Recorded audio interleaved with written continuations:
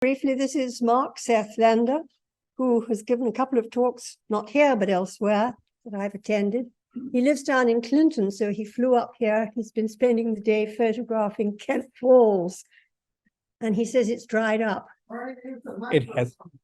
Sorry, John, I'll shout. What else can I say about him? He's actually a producer for wildlife content and the explorer in residence. This is pretty nifty. For the public radio program Living on Earth.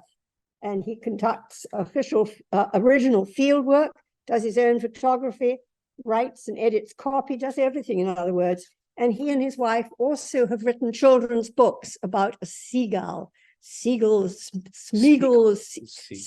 the seagull, which is absolutely a delicious book. Yeah. Anyway, I give you Mark. Can you hear me okay in the room at this tone of voice? No. Okay. Let's see if we can. Let me see if we can. If we add mic, are we going to get reverb? It's turned off. They can't hear me. Can you hear me now without reverb? No reverb. Okay, we're good. Okay, so in a talk about murmurations, which have to do with birds, why is there a lion on the screen? And do lions murmurate? Lions. Oh, good. We have echo again. Okay, this isn't going to work. Let's kill the mic. Rich, I'm getting feedback again. Let's get rid of the mic, and I'm just going to talk loudly. Okay. All right. You pays your money, you takes your chance. This is my projection voice. Am I projecting sufficiently? Yes. Yeah, but they need to stand in front of the screen. Okay, I'm going to project from here so you can see me on Zoom. So why again? Why is a lion on the screen? Well, animals have different coefficients of proximity, by which I mean, if you look around the room, we really don't want to be sitting in each other's laps, particularly if we're strangers. But if we were holding a child, we wouldn't have a problem. If we're with someone we're been married to for 35 or 40 years, we put our arm around them. It's not a problem. Strangers, not so much, because there's a fundamental boundary of self and other. So lions, probably somewhat counterintuitively, even on a kill, will nuzzle each other. You can see one of them's been eating and the other one's going over to the carcass to eat. And they're still quite friendly. There's no competition there. When it comes to marine mammals like walrus, they're right on top of each other. Sea lions will do the same thing. Polar bears, not so much. Polar bears, you're pretty much going to see solitary. This one was photographed in a fjord in Svalbard, above the Arctic Circle. But with enough incentive on carrion, and by the way, they weren't happy about this, these two bears, and later on a third one joined them, were willing to share the bounty. The one on the right is female, one on the left is male. Generally, that's an even worse thing. But with some initial hesitation, they eventually worked it out and came close. But once the carrion was gone, they dispersed. You know, they're not gonna hang out. So sharks will get right up close and personal with each other. And you can see just how close these guys are. Look at the fin, bumping one into the other, and that's deliberate. And they'll do that with you too. They'll come up and investigate who is the diver we do not know. Who is the one we don't know? Quite extraordinary. So I call those close encounters of the most extraordinary kind. When it comes to birds, not so much. We've all seen pigeons on a rooftop. These, of course, are tree swallows on a branch, and they keep their distance. So why is that? One of the fundamental criteria for life is the ability to keep yourself separate from the surroundings, which is where the cell wall comes from. That's the first criteria for being alive. There has to be some way of sequestering us from everybody else. And we preserve that. We refer to it in humans as personal space. birds have the same kind of notion. If we look at, hang on a minute, I'm looking for another screen.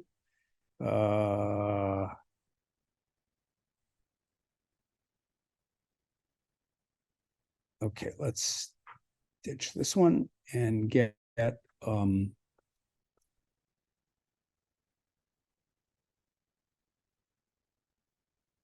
here we go. These are the guys I want. So if we look at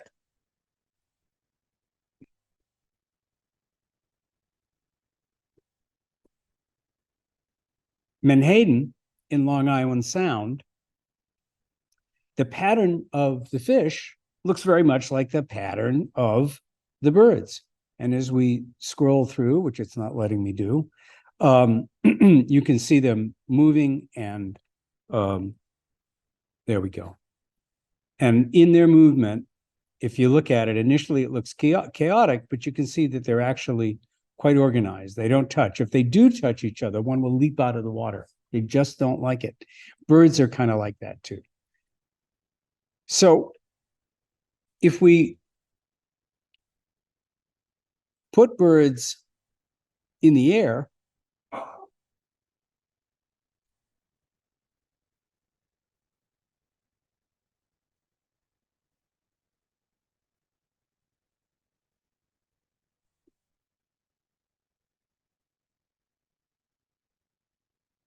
this, of course, is the famous tree swallow funnel on the Connecticut River. If we put birds in the air, they're going to do the same thing they do on a perch. They're going to keep a certain distance from each other. And that doesn't explain, however, when you can see these forms changing as the birds rise. This can be hundreds of thousands of swallows making these shapes. It's called a murmuration. They're not the only ones that do it, but it's quite remarkable nonetheless when we see them. So mathematical models have been developed that try to explain how the birds maintain that distance. And the assumption is that each bird is reacting to the close approach or the separation of the bird next to it. So as one moves, next one moves, and they stack against each other like dominoes falling, okay? What the models leave out, some of them have been developed to the fourth iteration, for the interactions up to 4 deep. Some claim 7 deep, but if you actually do the permutation, it's way too complicated, and I don't believe that for a minute. I think that degree of information is buffered in the movement of the birds. But the open question, the question that really remains unanswered in most of the model work is, why are they sticking together? Why don't they just evaporate? What's holding them in? So the answer to that, as you might expect, is safety.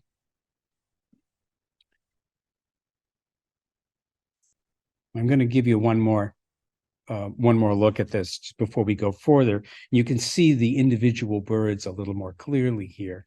And here they are rising. This is all shot before sunrise, by the way, on the Connecticut, which is why I'm using false color to explain it. And the forms are just, they're just marvelous. It's marvelous to see these things. This is the bird mouse. We get the bird whale. We get the tornado, So there are quite a few diverse shapes that will develop, and they're really it's quite marvelous to watch. If we look at them closely, you can see that indeed there are individual birds. And here's what's holding everything in check. Anyone, what are we looking at? Anybody? Peregrine, right, peregrine falcon.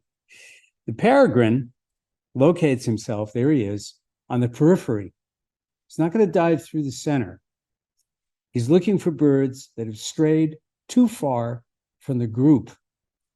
So along with self-other, there's the problem of us and them, and the them are not your friend. So if you're a bird in a murmuration, That's what's causing the compaction. Everybody knows that outside of the safety of the group lies danger. Along with the peregrine, I saw a kestrel that morning. There were some eagles in the air. I'll show you some photographs of them if we have time. So there were quite a few people looking for breakfast, and that's the other part of the equation. So now we have the two components. We have sense of self, definition of other, not going to get too close. We have to maintain our personal space. And then we have us, them, which forces the group together. So basically, these birds are going to be as tightly packed as they can tolerate. There's another component, which of course enters into it. When they're perched, they're not moving. When they're flying, when they're in the air, they have to maintain airspeed, right? So the other thing that distorts the group, that just keeps it from being, say, for example, a sphere, is the birds need to stay in the air. They're constantly moving. And that creates another level of complexity and will cause breakup and drift apart and pull together. And some birds, as you can see, are going to be on the very edge. Let me see if I can find one being picked off here. I guess not. All right. So there's the peregrine again in the lower corner. So you can see him. This is what I wanted to show you. If you look at what the peregrine's doing, do you see the lineup? She's going after a single bird. Can you see it? That dot is a bird. So in fact, if we roll this back, the peregrine does a turn, and there's its victim. And it at that point went into a stoop and went off screen. And I'm pretty sure whoever was in the lineup didn't make it home that night. So the fear developed over time, really over millions of years, that holds all this, is quite real. Purpose of a murmuration, there's a lot of conjecture, possibly preparation to migration, because as you know, with tree swallows, that funnel forms only in the fall. We don't see it in the spring. The birds will create this format, will have a murmuration both on the way out in these sunrise photos, and as many of you have probably seen it, at sunset, coming back to where they land. So now we have another problem, because as the birds funnel down, they have another issue, and that is they are thinning out. They are stretching into a line. They're breaking the formation of the murmuration. So how do they handle that? Well, that's where Phragmites comes in. So although Phragmites is an invader, on a place like Goose Island, it's a salvation.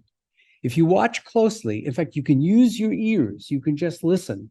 You will hear the birds hitting that Phragmites, and you can hear this thwack, thwack, thwack, thwack, thwack, as the birds come in, because they're coming in to grasp each one of those strands of frag at about 40 miles an hour. And they're doing that to try to create a brief target for the many hawks and falcons that also know that when the birds return, they're an open target. Now, I've never actually seen a kill, but I have many times seen hawks of various species, falcons of various species, circling, waiting, looking for an opening, looking for a bird that's slow or isolated or, just didn't get there in time.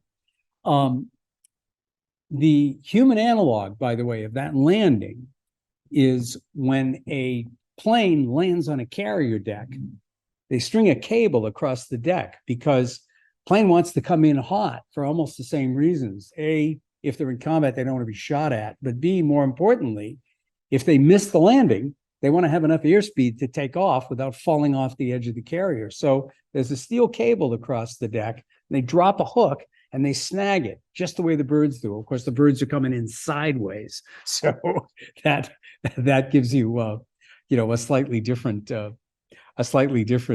take on all this. But the principles are the same, and safety is the issue. So why are we drawn to this? Well, it certainly isn't the math, or the complexities of the kind of explanation I've offered you here. The thing that draws us to this, I would postulate, and that draws us to the natural world in general, is the aesthetic.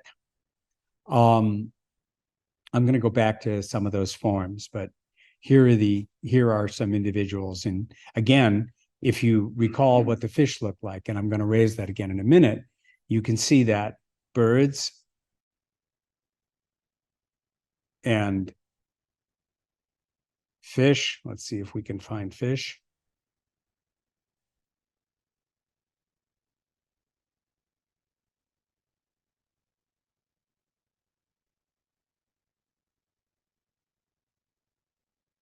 No luck. Okay, the fish don't want to cooperate. Okay, so the birds and fish have a very similar look to them. You know, they're not perfectly evenly spaced, but you can still get a sense of minimum and maximum proximity, just like that school of Menhaden moving through the water. Interesting that two creatures widely separated by genetics will come to the same strategy.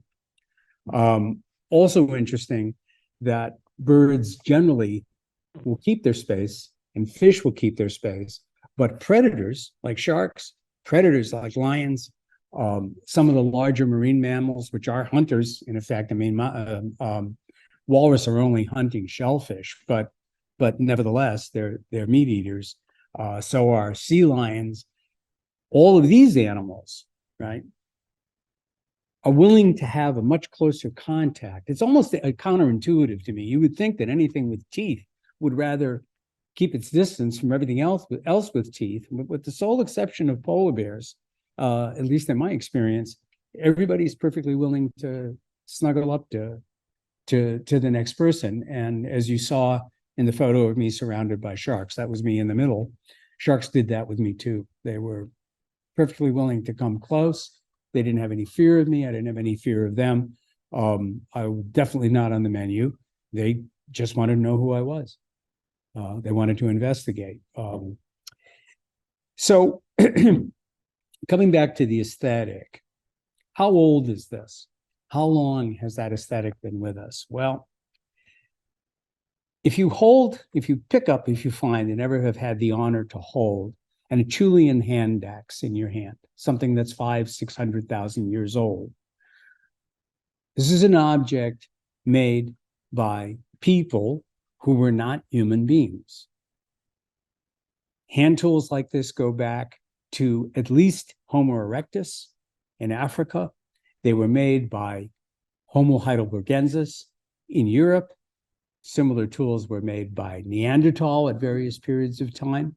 So we're dealing with continuity of shape, these big leaf-shaped hand axes that were, most of them, by the way, held only in the left hand. They used the left hand for power, right hand to maybe grab an animal or hold the work close to themselves. And they have a better symmetry than they really need for purpose because they're not aerodynamic. They're not being thrown. They're being used in the hand, never let go of, while the other hand is holding whatever they're after. Maybe it's the neck of an animal they're trying to hunt. Maybe it's something that's already been dismembered and they want to break the marrow. But no need for aerodynamics, and yet you have perfect lanceolate shapes, flat on one side, shaped like a leaf, beautifully carved, finely carved, and even to the point where the thenar prominence of the thumb, at least on the one I have, is carved out so that your hand fits. And I see this kind of fit work on stone tools, various kinds of scrapers, all along from that distant point, 500,000 years ago, all the way up to things that are only a few thousand years old, and in some cases only a few hundred years old. So aesthetic is both in us, comes from our pre-human ancestors, and it's why we look why we are drawn to the natural world. That is our first cause. You know, we're persuaded by the vernacular. We're persuaded by our perceptions.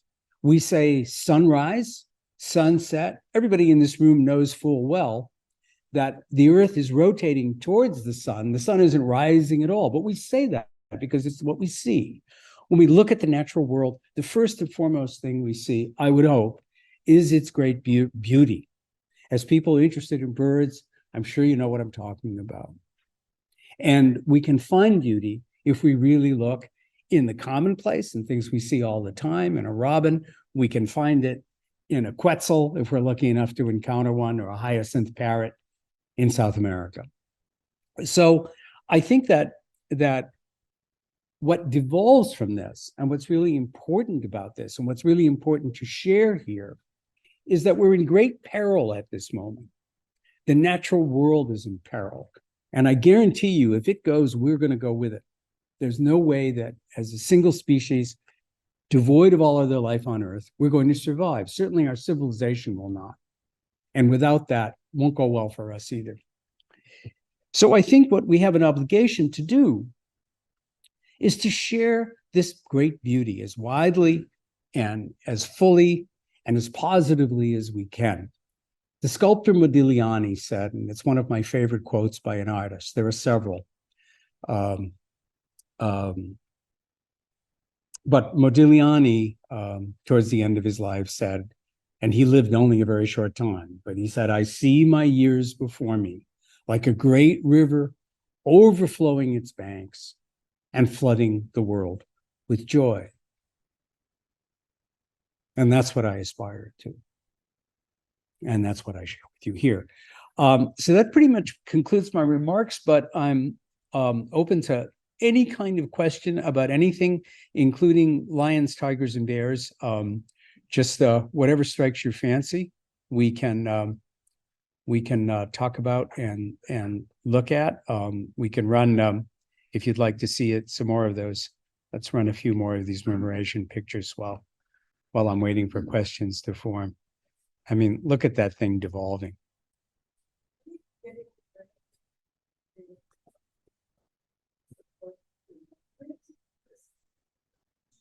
Well, that's what the question was, are they getting ready to migrate? And that's the theory. The theory is that in preparation for migration, that they're forming a unit of migration, could be they're testing the air, could be they're in practice, which would be perhaps more individual, they want the safety of the group. This, by the way, is very different from when you see a V formation of birds. Once they're actually up and going and they've got altitude, they're going to form a V because of aerodynamics. So as you probably know, the strongest bird is in the front. When you see a V formation of geese, they all look alike, but it's the strongest one that's in the front. And as that individual tires, they will move back in the wedge of the V, and another bird will take their place. And so they rotate through this through that V form. Sometimes you'll see them in a long line. You know, usually when I see cormorants, there's a greater tendency to be linear, at least depending on your perspective. Probably they have some degree of that V, because the other reason for the V is aerodynamically, they're slipstreaming each other. And so by sitting in that formation, the strongest bird's in front because he's kind of, or she is kind of pulling, and the birds behind have a decreasingly difficult time. So the one at the very end is making the least effort. The older bird, one that's been in the front for a while and is exhausted and needs to fall back, that's the formation there. And their aerodynamics, calorie consumption to conserve calories trumps everything else. And they're just going to they're going to drop into those kinds of forms. I'll tell you another curious thing, just as an aside. I don't know if any of you are prone to counting when you see birds in flocks, but when the glossy ibis come in, for example, I'll see them 30, 40, 100, 150, 200 at a time. As the season progresses and the birds find places to nest, those groupings that go out in the morning will drop in numbers. And you'll see 20, 30, 40 go out. And then you'll see 10 or 15 go out. And then even smaller numbers than that. Usually the ibis try to hold to around 20 if they can in their main group. If you look at snowy egrets, you'll see 2 and 3 go out at a time. You'll see mated pairs. Same with great egrets. But then as the season progresses and they're getting ready to leave again and go south, now all of a sudden you'll see 3, which may be parents and an offspring. Then you'll see 5. Then you'll see 7. When it hits 7, you know they're just about ready to go. And that seems to hold across several species. I have no explanation for it, why 7 is such a key number. But when you see 7 birds in a V, with them going out to feed, you know it's time is limited. You're not going to see within a few days, they'll just be gone. Sometimes you catch the leaving. I personally find it easier to find them arriving. It's a lot harder to catch them when they go. But that's an indicator, right? With the tree swallows, I live on Long Island Sound, so I often see them going out to feed. The indicator that they're going to leave is that I see large numbers of birds progressing, first out to feed and then returning. But they're all together. Usually we would see a few. And when I see 100 go by, 50 go by, 70 go by at once, I know that particular group, that subgroup within the whole set of tree swallows that are sequestered to Goose Island are getting ready to leave. And then within a few days, they're gone. The numbers begin to diminish.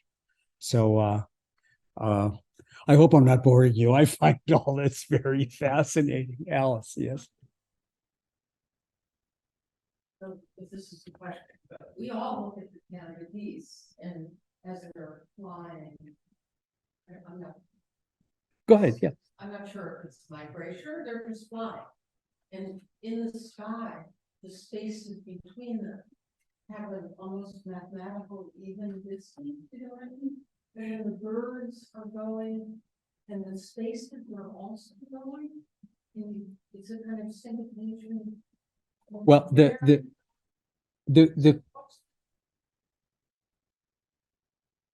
this or even other certain birds like the question was, when you see, for example, Canada geese in a V formation, and you notice that they're very, very even, much more even than the swallows are in their flight. Why is a V even? What's keeping it even? Sometimes, as the questioner mentioned, this is just them moving from one pond to another or moving down the coast back and forth. Sometimes, and again, larger flocks will be the tell, they're getting ready to migrate. So what's happening there, first of all, as I mentioned, is aerodynamics. There's an optimum distance between the birds to catch that slipstream.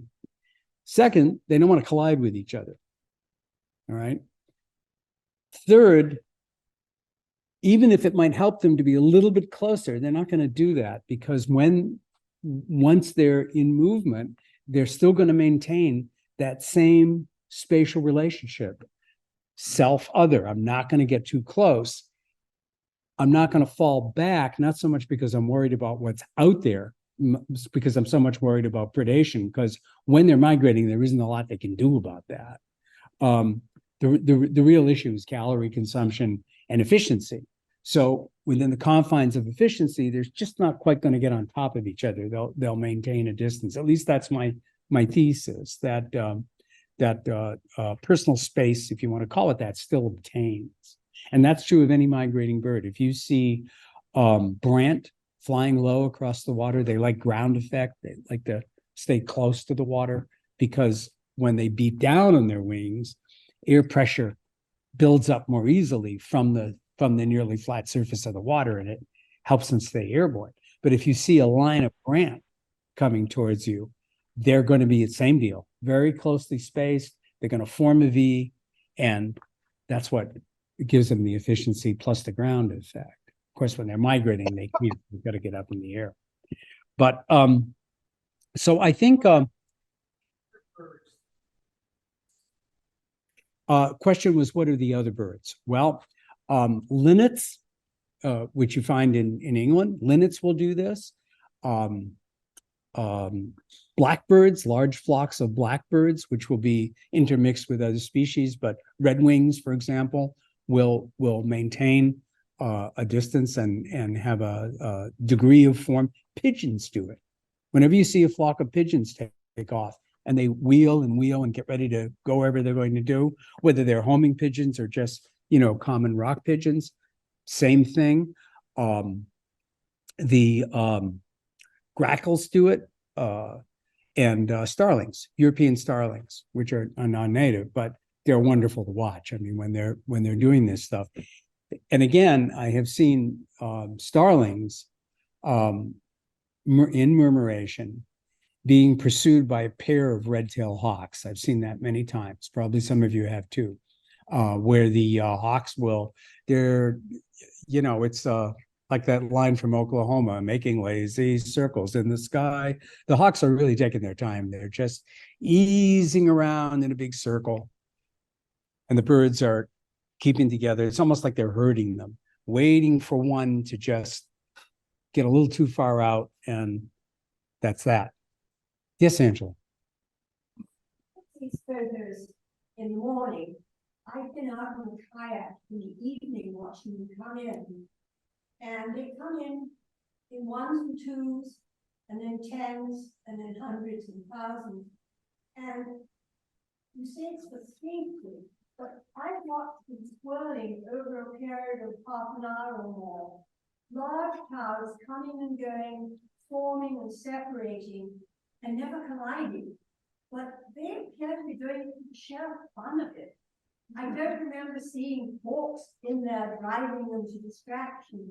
I've just seen them swirling around, coming down the marsh, going up again, separating, swirling, and just enjoying themselves. Well, so the question is, are the birds also enjoying themselves when these forms are separating and coming together? And is there an exuberance factor? Could be. Could be. I wouldn't deny exuberance to any animal. I've seen it. I see animals do amazing things, including in their eye contact with me and in their willingness to tolerate my presence. Sometimes the look means you're close enough. I really don't want you any closer than this. Sometimes there's real interest. I don't like the word curiosity because it's an empty word. Curious about what? Curious how? Curious why? These are the questions we should be asking. So to say curious doesn't really mean anything. But I will come back to this in a moment. I think wild animals are far more like us than different. And I'll get to that in a second. But to answer the question, the danger doesn't have to be there in order for the cognizance of the possibility to exist. So we have this fear of separation ourselves. Fear of the dark is exactly this. In the group, around the fire, and by the way, we've been making fires for at least 1.4 million years. 1,400,000 years we've had fire. Probably longer in my estimation, but at least that long. So again, it's a pre-human ancestor. Now we're back to not Homo erectus, but Homo habilis. Late Australopithecines probably had fire. We're talking back there. These are not, you would recognize the similarity, but they're not going to look like us. Much smaller.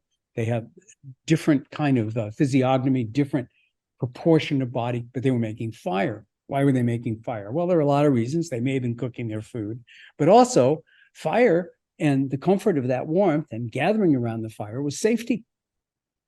So even if there are no lions about, even if it's Wimboe the lion sleeps tonight, or Wimboe, even if the lion's asleep, do you really want to go wandering around in the lion-colored grass at night? When I'm in Africa, I don't do that. And I don't care whether there are lions around or not. It's just prudent because I know how much trouble you can get into when they're there. They're indistinguishable from that lion-colored grass in broad daylight. And if you want to know how terrifying it can be, I suggest you read a little Hemingway, The Short Happy Life of Francis Macomber, and it gives you a pretty good idea of what it takes to go into the grass looking for a lion, wounded in this case, but wounded or not. So they'll put up with you from, if they see you coming, maybe 70 yards, and you might be able to edge into 50 depending on the mood they're in. But boy, you don't want to come up on one as close as I am to any of you. It will end in tears, as Vicky says. Yes. Smaller birds attack a larger bird in flight. Do you think that they're doing that because they feel like they're outmaneuver the larger bird? The question was, when a small bird attacks a larger bird in flight. So you've all seen this. Are they doing it because they feel they can outmaneuver? I would say, first of all, they're doing it because they're really pissed off.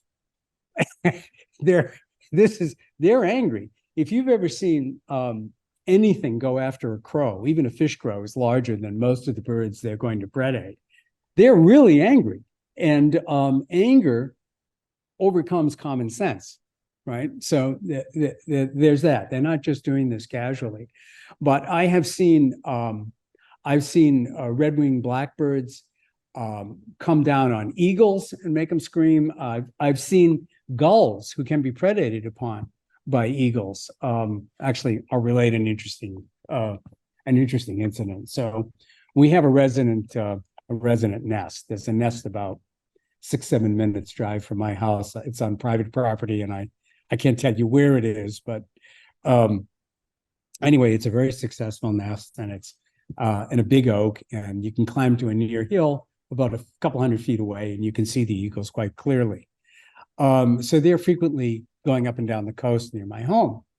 One of them, an adult, by the way, got a hold of a codfish. Now, cod are, good size, and the eagle didn't dive down to 60 feet and grab that cod. This was probably something that a fisherman caught and got off his line and was already injured or dead or nearly dead, because eagle will eat carrion. And the eagle somehow got this dead fish to shore. Well, they picked the wrong shore, because the gulls in my neighborhood, led by Smeagol the seagull, think this is their beach, and anything that's edible that lands on that beach belongs to them.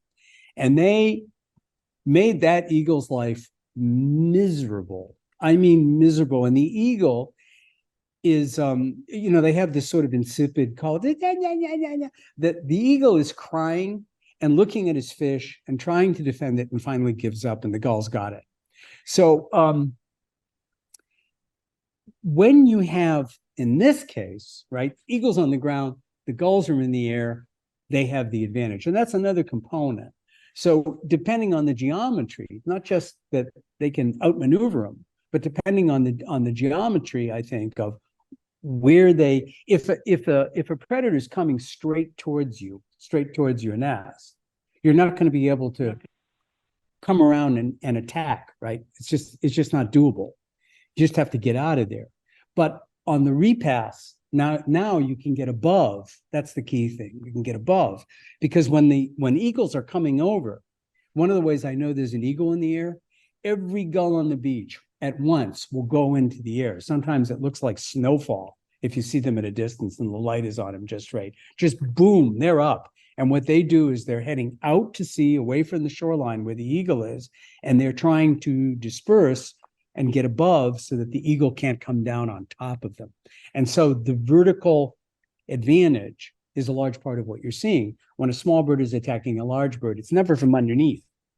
It's always from the top or from behind, usually from the top. They'll come in and strike with their feet, right?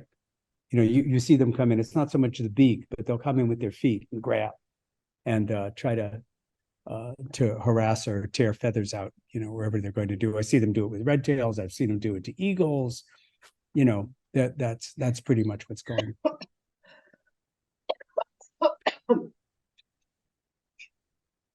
I don't know what that was. Anyone else?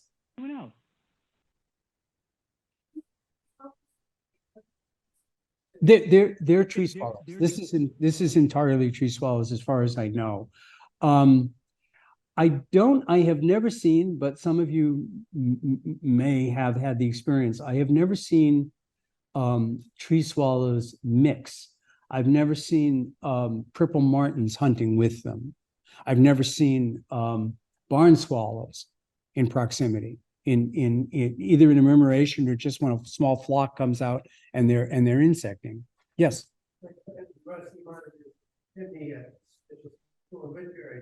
The chimney swift, I guess, do that some too when they go to roofs.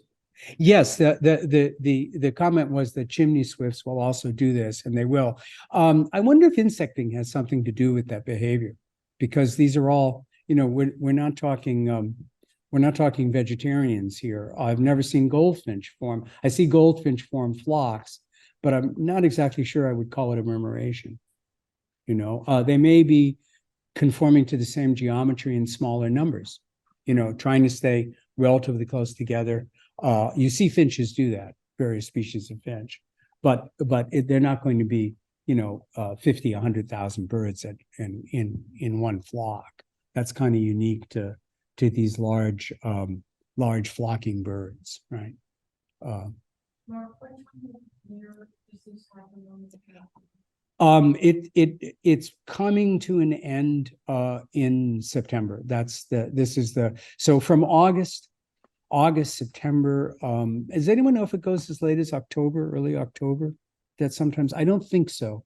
I think pretty much by mid-September, first, second week of September, it's done. But the climate disruption is also inflecting all of this. For example, I have seen ospreys show up as early as the 8th of February, right?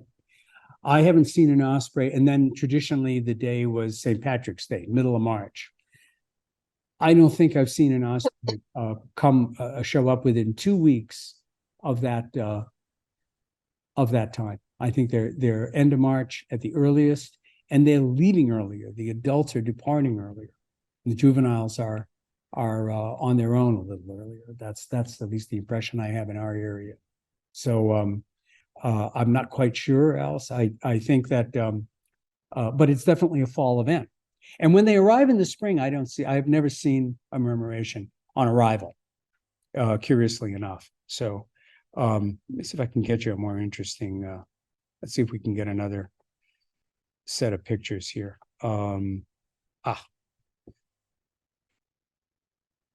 In detail. Let's raise these guys again.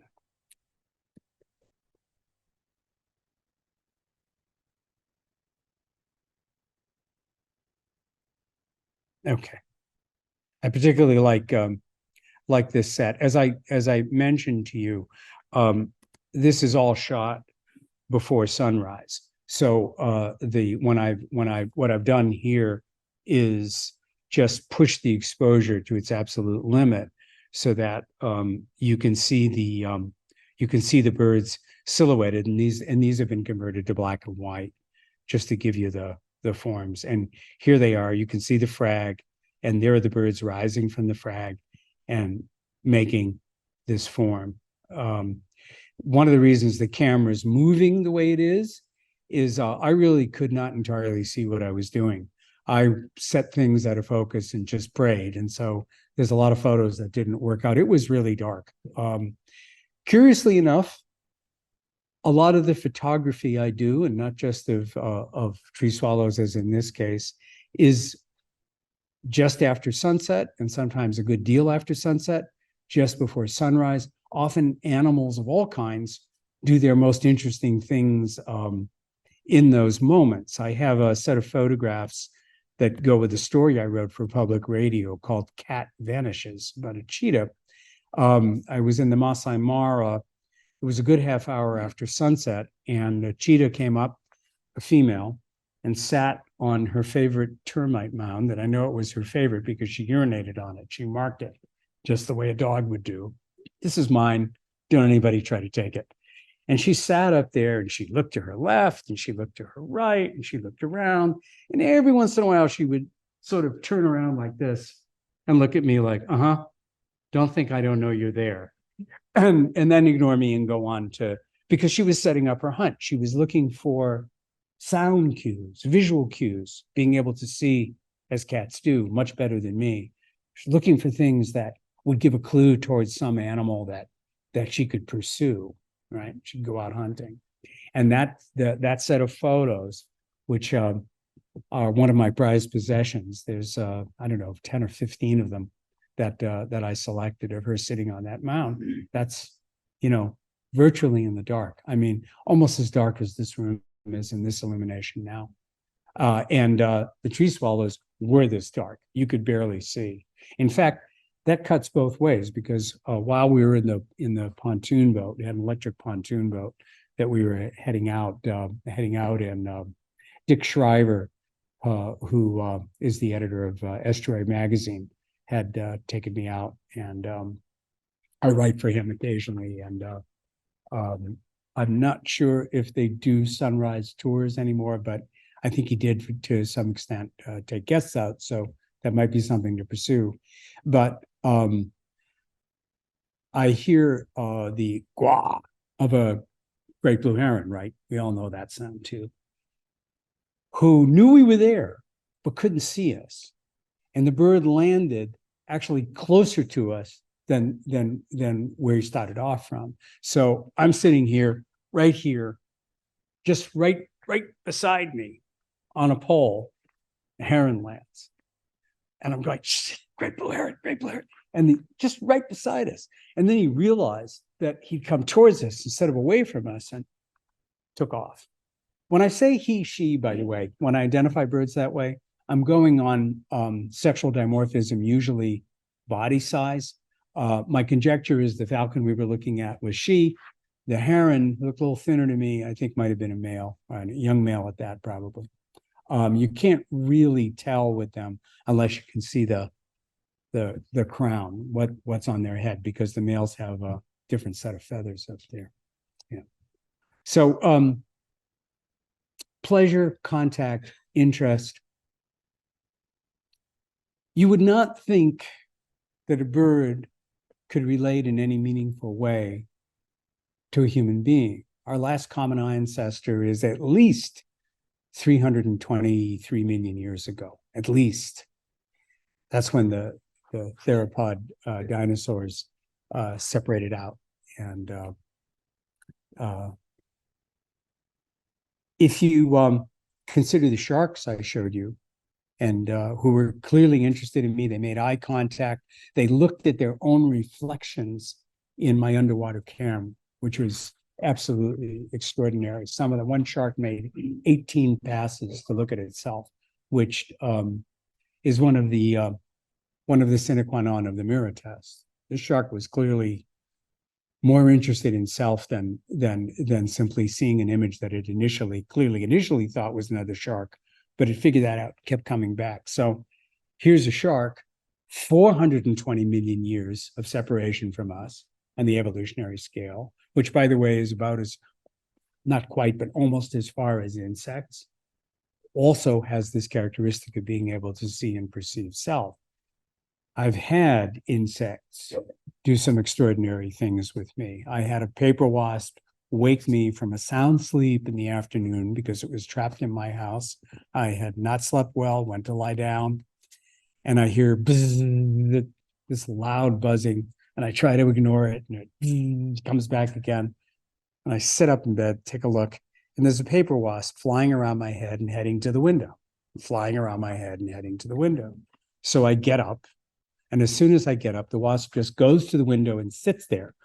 Now, in my bedroom, there's a almost 6-foot picture window and a casement and another casement. The casement's open, the picture window doesn't go anywhere.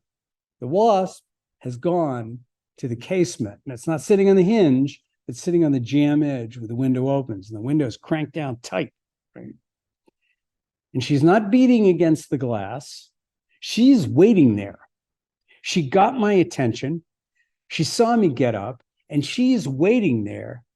And I walk over and with my hand inches from her, open the window up. She doesn't move. I crank the window open and out she goes. And I said to myself, that didn't just happen. That just can't have happened. The way I end that story when I in the broadcast version I did is, and my entire sense of life on Earth has been upended. Because if a paper wasp with 1 million brain cells, we have 40,000 times more brain cells than a wasp, can do all that, can figure out that the large insect in the big wooden nest must know how to get in and out of here. This is the way out. All I've got to do is wake him up. How do I wake him up? I don't go to his feet or his elbow. I go to his head, because the head, which is where the eyes are, is where the mind is, which means my mind is here. His mind has got to be there. And that is called theory of mind. And if a wasp has theory of mind and a shark has theory of mind, Descartes is out the window. Animals are not just sophisticated machines. They are not devoid of feeling and emotion.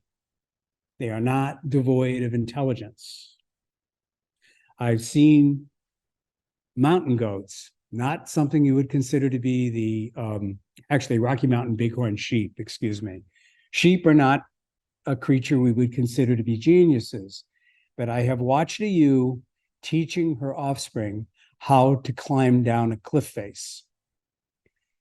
She's obviously gone up and down with them before. She walks to the edge of the cliff. She looks over the cliff. She looks back at her two young. She steps aside. They come to the edge. You can see their little ears go up. They're terrified. This is a drop. I mean, we're talking drop to kill you. They come to the edge. They look. They look this way. They look that way. They're planning a route, which means they're projecting future events. They're telling themselves a story. We're supposed to be the only creatures that can tell a story. They can make a plan like that. And in fact, they follow the plan and then they get stuck.